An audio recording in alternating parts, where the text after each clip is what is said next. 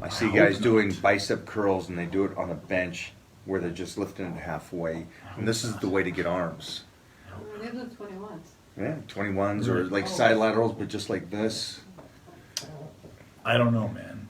If that is the big thing, I'm not seeing it. Not familiar with it? It's not in my gym. Ah, you gotta follow more Instagram trainers. Yeah, These guys got this down.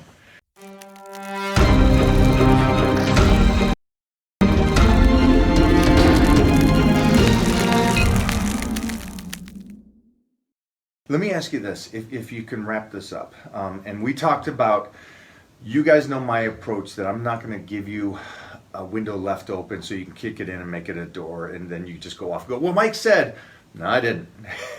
I'm pretty closed on a lot of this stuff. That way you guys don't try to misconstrue something. I said something earlier and I said, nutrition is everything. And you said, well, no, it's nutrition, training, sleeping, eating, and all this. Yeah, And, I have what I call my 6 pillars of a lean, healthy, and muscular physique. And I don't think they have equal weight, but I think they all play in, right? So I like how you said it because I shut people down that way they don't misconstrue what I say. right, but like you said, man, if Give them what you said. if I eat chicken and broccoli, and I'm in a really, really stressed state, like I'm panicking and I'm anxious and I'm depressed and I'm angry, whatever, and I'm eating like just chicken and broccoli compared to eating donuts and pizza with a big fucking smile on my face, which is going to have a better response in your body. I would argue it may actually be the donuts and pizza, right? Like if you have this big blissful smile and you're so happy and you're in a loving relationship and you're in a great place, that's a better place to be than angrily shoving So chicken you're and broccoli basically in saying your throat. Mona and Heath eat correctly. Right, and they live correctly. Because they're always happy. Yeah, And they eat their donuts. I think it's a big part of it. If you're someone who has to, reluctantly and regrettably shove healthy food into your mouth, don't do it, man. So let me jump there because this is something I always say, and everybody's on me about waking up at 3 in the morning. And it's worked for me, and I've done this since I had a paper route at 9, 10, 11 years old. I love early mornings, and I wake up without an alarm clock, and I love getting up and training. So my question is, same kind of principle. I get 6 hours a night. That's not recommended. It's 7.5 is recommended. 8 hours. Before you respond on this, hold up. Then you get the guy that sleeps 10 hours, that wakes up with an alarm clock, that hates his life, doesn't want to go to his job, may work out later in the day, but if he's stressed out already, forget it, not this time. Who's growing, who's not growing? Is it me that's getting 6 hours and then loving life and happy and wake up and I want to train? Or the guy getting 10 hours, which is 10 times better than what I'm doing, but then hating life? Just because time in bed doesn't necessarily equate to quality, just like training, right? That's what I want them to So it's talk like, about. hey, deep sleep and REM sleep, if you're sleeping 6 hours and you're getting 3 hours of deep and 3 hours of REM or very close to it, those are going to be the most impactful sleep. So someone, I know people who sleep 9.5 hours a night who get 0 deep sleep. So they get to bed, they're anxious, they're stressed, they have a hard time falling asleep, their brain's spinning, they're always... Do you want to explain to them that you just did a course and a lot of studying in the last 6 months about this topic itself? Yeah, the autonomic nervous system has kind of been my area of fascination, and looking at heart rate variability and how that is implicated in how the body uses nutrients. So if, heart rate variability is basically this measure of the variability between the time and the heart rate, the time and the amplitude. So let's say, here's the best way to think about this. If I take a really deep breath in, I go, in theory, my heart rate should increase, like, that kind of response, right? My heart rate should go up and respond to the stress around me. So my heart rate goes up, versus if I go, like a slow exhalation, my heart rate should come way down. So the responsiveness of your nervous system is how that's kind of measured, right? So if I'm very healthy and my heart rate is very responsive, it'll go up really high when I go, because I want to have that ability to react. I want to have that ability to be stressed. Your body mobilizes energy to run away from a lion or to fight a bear, right? Versus if I go, in one breath, my body should be into this parasympathetically dominant rest and digest state in one breath. So the Russian cosmonaut program shows a divergence from 90 beats if I go with one breath up to 40 beats if I go one breath down. Like there's a huge fluctuation.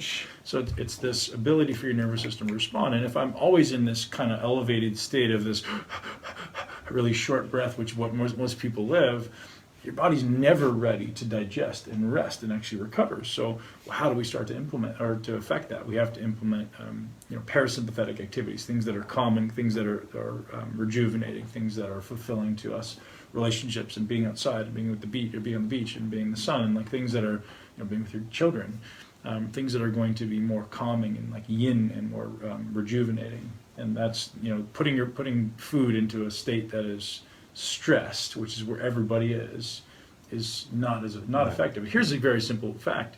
In 2018, the resonant respiration rate, so the number of times you breathe per minute on average, Right. is between 17 and 19 breaths per minute. That's what we're breathing now on average. So a healthy person will be in the range of like 10 to 12. In 1920, on average, it was 5 to 6 breaths per minute. That's 100 years ago. We've almost tripled the number of breaths per minute. That's like military data, right? So what happens to our ability to digest? What happens to our ability to sleep? So what has goes happened to since then to now that changed that? electricity. Really? Yeah, well, yeah, EMF, and obviously cars and pollution and things that are just like our lifestyles are just stressful. Think what they would have done back then, right? It would have been life on a farm. Yeah. Like you wake up when you wake up, probably early, but maybe you take a midday nap. It's very calming. You're going at your own pace. There's nothing and you're always outside. Right. So there's no real necessity to get stressed or And panicked. Instagram started in what, 1921? I'm just I see your point though. Yeah. It's So much more stress. No trolls back then. Everybody's a little bit more relaxed. yeah, like, no cars, man. Like, dude, you can't refute. Even if you're a great driver driving the nicest car in the world, it's still stressful to be in a car. Yeah. Because you never know which a-hole's going to cut you off. Right. You never know when you're in a rush, like you're going 100 miles an hour on the highway. Like, dude, that's stressul, Yeah, consciously see. or not. And Mona's from New York, so that Yeah. that heightens it for me. There's always somebody pissed off at you for something in New York, right? Honking at you for something. Yeah, loud noises are going to be stressful. Fast pace is going to be stressful. So your eyes are very responsive to stress. So anything that you're really focused on increases your stress. And So your recommendation for them on sleep? Yeah. Test it. I would test it, yeah. So I use an Aura Ring every day, and I love the Aura Ring, man. Huge advocate of the Aura Ring, showing your deep sleep, your REM sleep. And if you wake up rested and you feel great, you're fine.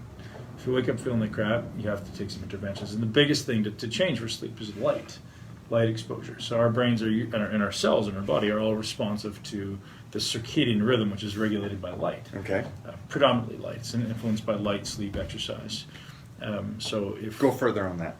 So the light is. Yeah, so your eyes and all the cells in your body are transcribing DNA based on the environment, right? So Okay. if my brain senses, or my eyes sense light through my retina into what's called my suprachiasmatic nucleus in my brain, it tells my brain what time of the day it is.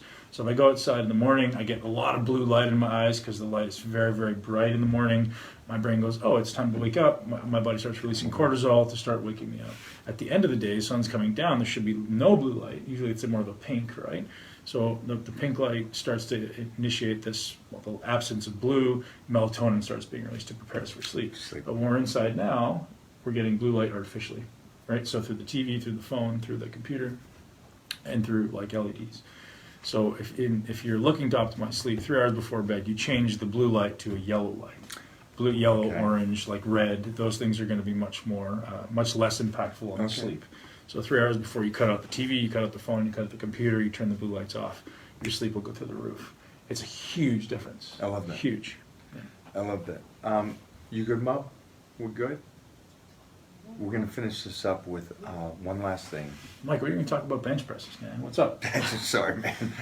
Gah! Let's talk about contraction, range of motion. Yeah. So I believe every muscle should go through its full length, Okay. lengthening, shortening cycle, right? So I want to take them through its full Isn't length range. the big thing right now to shorten the movements and make it more pump? And I see guys doing bicep curls and they do it on a bench where they're just lifting it halfway. And this is the way to get arms. They're the 21s. Yeah, 21s or like side laterals, but just like this. I don't know, man. If that is the big thing, I'm not seeing it. Not familiar it's with not it? in my gym. You got to follow more Instagram trainers. Yeah, These guys got this down.